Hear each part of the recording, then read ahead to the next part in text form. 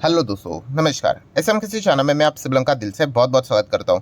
दोस्तों, इस वीडियो में हम लोग बात करने वाले एक बहुत ही शानदार ब्रेकिंग न्यूज़ के बारे में। और सिर्फ ये ब्रेकिंग न्यूज़ नहीं है, एक बहुत ही अच्छा लेसन भी हम लोग को लर्न करते हुए, या फिर आप कह सकते हैं एक रिवीजन भी होते हुए देखने को यहाँ पे मिल जाएगा। मतलब बोलते हैं ना कि अगर आप ये कहते हो कि मैं एक शेयर मार्केट में इन्वेस्टर हूँ, तो पैसे कैसे कमाए जा सकते हैं। ठीक है, ये वीडियो देखकर आप लोगों को एक अंदाजा यहाँ पे आ जाएगा और प्रैक्टिकल चीज़ आपके सामने यहाँ पे रखने वाला हूँ। एंड आपको पता है, प्रैक्टिकल चीज़ें लोगों को पसंद नहीं होती है, क्योंकि उसमें दिमाग खर्च करना पड़ता है, बहुत सारी चीज़ें, बोरिंग चीज़ें यहाँ पे करनी पड़ती है। बट उसी में ही पैसा बनेगा। बाकी 99% लोग तो आपको पता ही है, ठीक है, जो अलग ही फ्लो में यहाँ पे हम लोग को जाते हुए देखने को मिल जाते हैं। तो एक इंपॉर्टेंट लेसन भी आपको इस वीडियो के आखिर में यहाँ पे मिलने वाला है, उसको मिस मत करना भाई।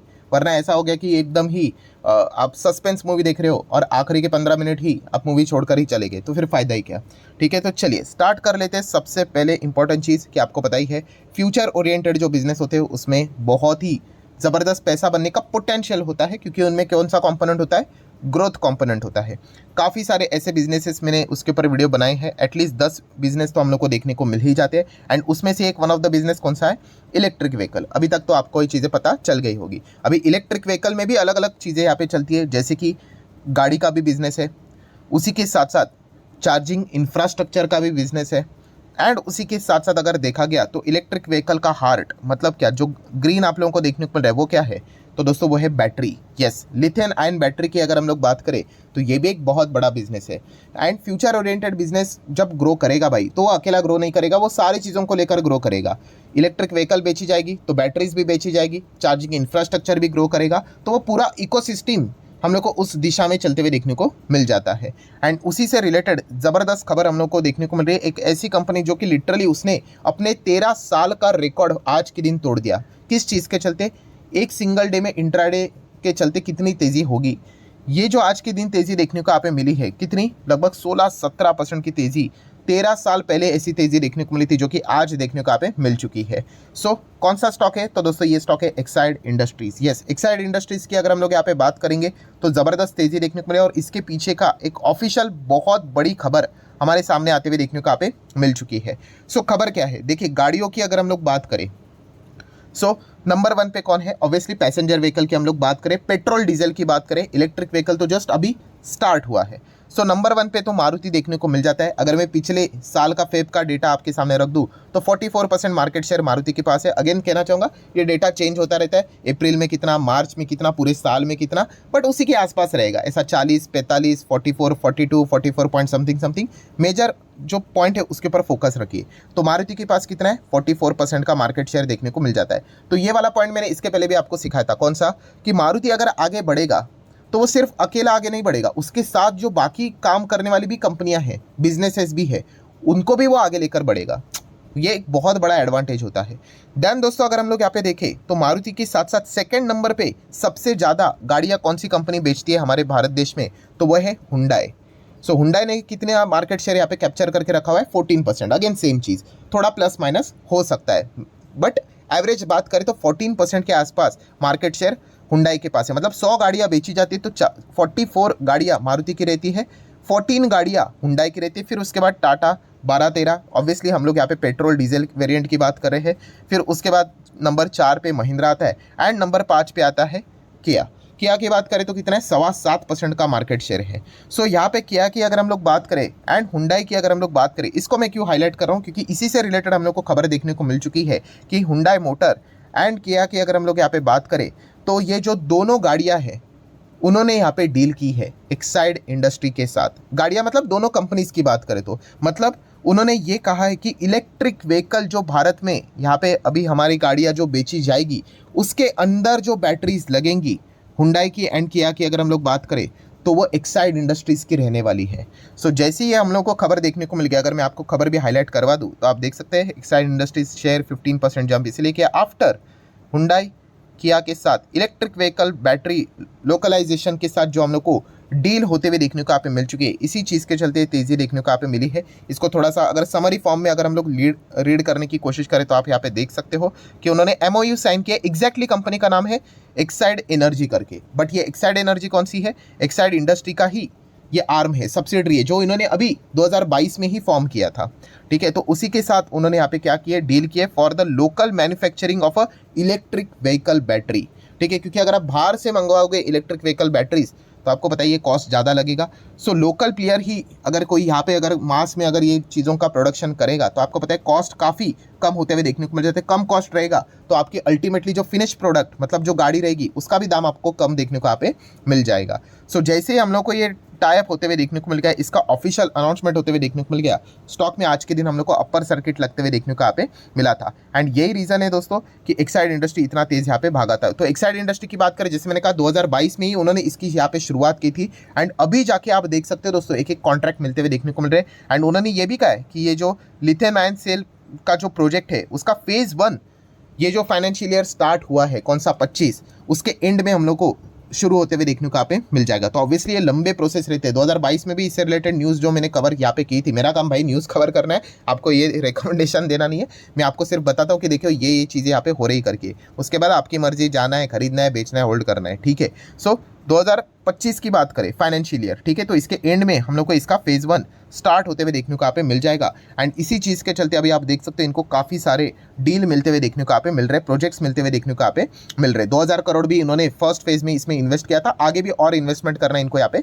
पड़ सकता है। सो यही रीज़न है, इसी चीज़ के चलते एक्साइड इंडस्ट्री में हम लोग को ज़बरदस्त तेज़ी देखने को यहाँ पे मिली थी। एक्साइड इंडस्ट्रीज भागा तो इसी चीज़ के चलते अमर राजा एनर्जीज की भी अगर हम लोग बात करें, पहले इनका नाम अमर राजा बैटरीज हुआ करता था, तो ये स्टॉक भी हम लोग को 7-7.25% भागते हुए देखने को मिला है। दोनों एक दूसरे के हम लोग को कॉम्पिटिटर देखने को यहाँ पे मिल जाते हैं, जो कि सेम बिजनेस के साथ यहाँ पे आगे बढ़ते हुए देखने को मिल जाते हैं। सो अमर राजा से रिलेटेड कोई ऑफिशियल खबर तो नहीं है, बट वही चीज़ें चल रही है कि अभी एक्साइड इंडस्ट्रीज के साथ अगर 2 कंपनीज ने यहाँ पे डील की है तो शायद से बाकी बचे हुए कंपनीज जरूर अमर राजा बैटरीज की और भी यहाँ पे जाने के चांसेस यहाँ पे बढ़ जाते हैं। ये कोई अभी तक खबर हम लोग को देखने को नहीं मिले, ये एक पॉसिबिलिटी होती है, मार्केट इसी चीज़ का अनुमान लगाता है और इसको पहले फैक्टरिंग करने की कोशिश करता है। सो एक्साइड इंडस्ट्रीज को हम लोग थोड़ा सा फंडामेंटली जानने की कोशिश यहाँ पे जरूर करेंगे। ओवरऑल 5 साल में अगर देखा गया कंपनी ने इतना कुछ खास परफॉर्मेंस नहीं दिया, 70% के रिटर्न से मैक्सिमम देखेंगे तो लेफ्ट टू राइट तो कंपनी ऊपर जाते हुए देखने को यहाँ पे मिल जाता है। ठीक है, बैलेंस शीट की अगर हम लोग बात करें तो 11,000 करोड़ के रिजर्व्स देखने को मिले, जो कि एक टाइम पे 6,000 थे, 10,000 थे, तो रिजर्व्स में कोई दिक्कत नहीं है। लॉन्ग टर्म बोरिंग जीरो नजर आ जाती है, अच्छी बात है। शॉर्ट टर्म बोरिंग भी जीरो नजर आ जाती है, मतलब प्योर डेट फ्री कंपनी है। कैश एंड कैश इक्विवेलेंट की बात करें तो 75 करोड़ का कैश देखने को मिल रहा है। कंपनी की बात करें मार्केट कैप के हिसाब से, एक मिड साइज की कंपनी 32,000 करोड़ का मार्केट कैप देखने को यहाँ पे मिल जाता है। शेयर होल्डिंग पैटर्न की बात करें तो 45% प्रमोटर के पास है, 13% ऑलमोस्ट एफआईएस के पास, 19% डीआईएस के पास, पब्लिक के पास 21%, मतलब रफली हम कह सकते हैं 78-79% पीडीएफ के पास ज़्यादा देखने को यहाँ पे मिल रहा है। तो एक डिसेंट परफॉर्मेंस देखने को यहाँ पे मिल रहा है। ठीक है, कंपनी की अगर हम लोग बात करें हिस्ट्री के मुताबिक तो कंपनी ने लगभग 1, 2, 3, 4, 5, 6, 7, 8 बार अपने शेयर होल्डर को बोनस भी दिया है, बट पास्ट में बोनस दिया इसलिए मैं अभी खरीदूंगा फ्यूचर में बोनस मिलेगा, पथेटिक विचार ये रहते हैं, ऐसा बिल्कुल भी नहीं करना होता है। 2003 ये इनका आखिरी बोनस था 1:1 का, उसके बाद कंपनी ने एक बार भी बोनस नहीं दिया। मतलब किसी ने 2004-5 में कभी भी खरीदा होगा कि बोनस मिलेगा इस चीज़ के चलते, तो ये मैं ऑलरेडी आप लोगों को बहुत बार सिखा चुका हूँ कि बोनस, बायबैक, स्प्लिट, डिविडेंड ये कभी भी आपका टारगेट होना नहीं चाहिए। मैं कितनी बार बोल चुका हूँ कि अगर मैं आपको सवाल पूछूं कि भाई आपने क्यों ये शेयर खरीदा, एंड अगर आप ये कॉर्पोरेट एक्शंस के आंसर अगर दोगे एज अ इन्वेस्टर पर्पस, ठीक है, ट्रेडिंग वाले की दुनिया अलग होती है, ठीक है, वो शॉर्ट टर्म में आते हैं, चले जाते हैं, इस चीज़ का तेज़ी का फ़ायदा उठाते हैं। मैं इन्वेस्टमेंट की बात कर रहा हूँ, तो इन्वेस्टमेंट करने के हिसाब से ये जवाब कभी भी होना नहीं चाहिए। इन्वेस्टमेंट के हिसाब से एक ही जवाब होना चाहिए, एंड वो है बिजनेस, कि आपको बिजनेस कैसा लगता है, कि वो बिजनेस आने वाले समय में कितना ग्रो कर सकता है, उस हिसाब से आप एस्टिमेट करके अगर पैसा लगा रहे हो, फिर उसके बाद सही जाओगे गलत जाओगे वो एक अलग पार्ट रहता है, बट हाँ बिजनेस देखकर अगर आप जाओगे तो आप सही ट्रैक में जा रहे हो, ऐसा हम यहाँ पे फिलहाल कह सकते हैं। देन दोस्तों अगर हम लोग बात करें तो आप देख सकते हैं कंपनी ने हर साल यहाँ पे कह सकते हैं अपने शेयर होल्डर को क्या दिया है, डिविडेंड भी दिया है, ये भी एक अच्छी बात देखने को यहाँ पे मिल चुकी है। बट यहाँ पे प्रॉब्लम क्या हुआ, प्रॉब्लम मतलब इतने साल हो गए कंपनी यहाँ पे भाग ही नहीं रही थी, तो बहुत ही कॉमन सेंस वाली बात है कि बिजनेस तो अच्छा है, बट बिजनेस को आगे बढ़ने के लिए क्या चाहिए, ग्रोथ चाहिए, और कंपनी के लिए ग्रोथ नहीं थी। ठीक है, वही घिसे पीटे पुराने बिजनेस, एक एवरेज ग्रोथ चल रहा था, ऐसी बात नहीं थी कि भाई कंपनी बढ़ नहीं रही थी, बढ़ तो रही थी बट नॉर्मल परफॉर्मेंस। ठीक है, प्लेयर खेल ही जा रहा है 20 रन 30 रन, 20 रन 30 रन, वैसा ही स्कोर कर रहा है। अरे भाई 40 मार 50 मार, तो वैसा खेलने के लिए मतलब परफॉर्मेंस अगर होगा तो जाके शेयर प्राइस ऐसा भाग सकता है। तो ये जो खबर है, ये खबर हमें क्या बताती है, ये कंपनी में जो नो ग्रोथ सेगमेंट देखने को मिल रहा था, यस अब ये नो हट सकता है, इस कंपनी को एक ग्रोथ का दरवाज़ा मिल सकता है। ये जो आगे बॉटल के आगे जो आप लोगों को ये ऑब्स्टिकल लगते हुए देखने को मिला है वो हट सकता है। और ग्रोथ के हिसाब से आपको पता है ग्रोथ होगी तो ही क्या होता है, जो मैंने आपको चार्ट बता देता है, यस रेवेन्यू बढ़ेगा, रेवेन्यू बढ़ेगा तो प्रॉफिट बढ़ेगा, प्रॉफिट बढ़ेगा तो अर्निंग बढ़ेगा, अर्निंग बोले तो ईपीएस बढ़ेगा, पी रेशो नीचे आ जाएगा और शेयर प्राइस यहाँ पे भागेगा। यही समीकरण हम लोग को देखने को मिल जाता है। तो ग्रोथ नहीं थी, वही घिसा पिटा बिजनेस यहाँ पे चल रहा था, इसी चीज़ के चलते स्टॉक नहीं भाग रहा था। अभी ये जो नई चीज़ देखने को मिल रही भाई, इलेक्ट्रिक व्हीकल, अभी तो 2 ही ब्रांड्स इनके साथ यहाँ पे कोलैबोरेशन करते हुए देखने को मिले हैं, हुंडई एंड किया, एंड इन दोनों का मार्केट शेयर जोड़कर देख ले तो 20% के ऊपर जाता है एटलीस्ट पैसेंजर व्हीकल का। अगर हम लोग पेट्रोल डीजल वेरिएंट की बात करते हो, इलेक्ट्रिक व्हीकल में क्या करेंगे वी डोंट नो, वो तो देखने वाली बात होगी।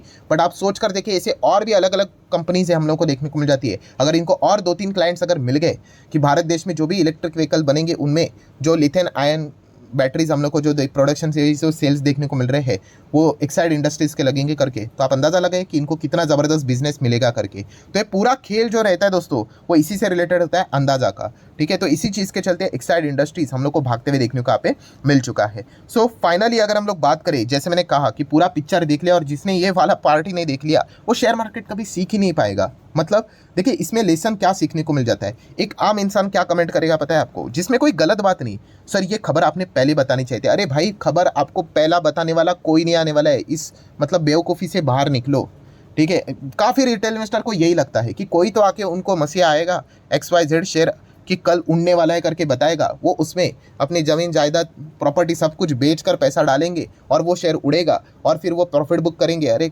ख्याली पुलाव से बाहर निकलो, ये कुछ नहीं होता है ऐसा, ठीक है। तो लेसन क्या लर्न करने को मिल जाता है, जैसे मैंने हमेशा कहा है कि अभी क्या चल रहा है, 2024 चल रहा है, वॉटेवर अप्रैल 2024 चल रहा है, तो भविष्य आपको देखने का समझने का एक ऑब्जर्वेशन स्किल होती है ना दोस्तों, वो आपको डेवलप करनी पड़ेगी कि भविष्य में क्या हो सकता है करके। ये मैंने कितनी बार आपको समझा है कि 2025 में क्या होगा, 27 में क्या होगा, 28 में क्या होगा, 30 में क्या होगा, कौन सा बिजनेस ग्रो करेगा, ये अगर आप जज कर पाए एंड आज के दिन अगर आप उन कंपनीज में सेक्टर में निवेश करके बैठ गए तब जाके ही आप यहाँ पे बड़ा पैसा कमा पाओगे, वरना ये जो तेज़ी देखकर अगर आप जाओगे तो कोई मतलब की बात नहीं है, ठीक है। तो आज के दिन भी ये मैं कितनी बार कह चुका हूँ, स्टेज 1 में निवेश करना ये सबसे बड़ी बात होती है। उसके बाद स्टेज 2 में तेज़ी आती है, यहाँ पे तो हर कोई बात करता है, फिर स्टेज 3 में वो स्टॉक नीचे आता है तो कहते हैं भाई हम ट्रैप हो गए करके। तो हमें क्या करना है, हमें बिजनेस को समझना है भाई।